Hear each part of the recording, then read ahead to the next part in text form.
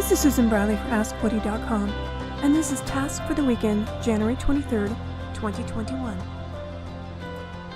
This week I'm going to talk about re-looking at Microsoft Defender, and this came about because some people questioned the other day when I was talking about the Microsoft Defender 0 Day, and what happens in your antivirus if you use a third-party antivirus versus Defender.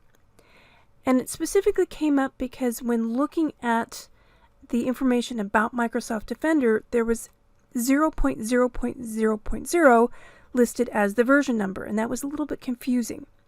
So if you use a third-party antivirus, what happens to Defender?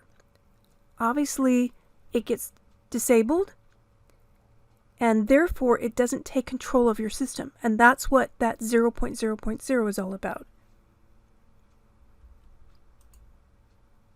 For example, in that control panel, and I'll show it to you in just a moment, it shows that engine version is 0, the antivirus version is 0, and the anti-spyware version is 0.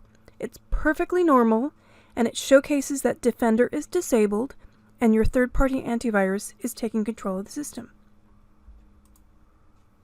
Now, I'm still a fan of Defender, especially if you're going to be on the latest and greatest Windows 10, and especially if you are an Insider Edition. I think that staying on Defender is wise because they're coding it for the latest and greatest Windows version, and it's a much safer way to do it. If you stay back, if you're back on 1909 or even 2004, I'd say go ahead, and if you're comfortable with any particular antivirus vendor out there, feel free to use that. I'm personally comfortable with Defender. Others love to have a third-party program watching Microsoft. It comes down to personal preference and what you're used to. Again, if you are in the Insider versions, though, I would recommend staying on Defender. Your life will be made a lot easier. Now remember, if I've got Microsoft Defender running, if I go into Windows Security and I click on About, I see all 4 pieces of information there. Anti-malware client version, engine version, antivirus version, and anti-spyware version. All 4 show up there. Now, one thing I recommend is you pick one or the other, meaning that you don't try to run 2 antivirus programs at the same time. So if you're using something like Malwarebytes, I always recommend the setting, always register Malwarebytes in the Windows Security Center. Let me show you what I'm talking about.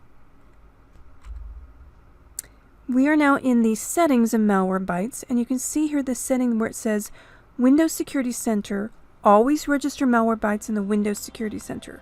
That means it's taking control of the antivirus settings, not Defender, and not both at the same time. So again, pick one or the other. Don't try to run both at the same time. As a reminder, we're still on hold for consumers for patching.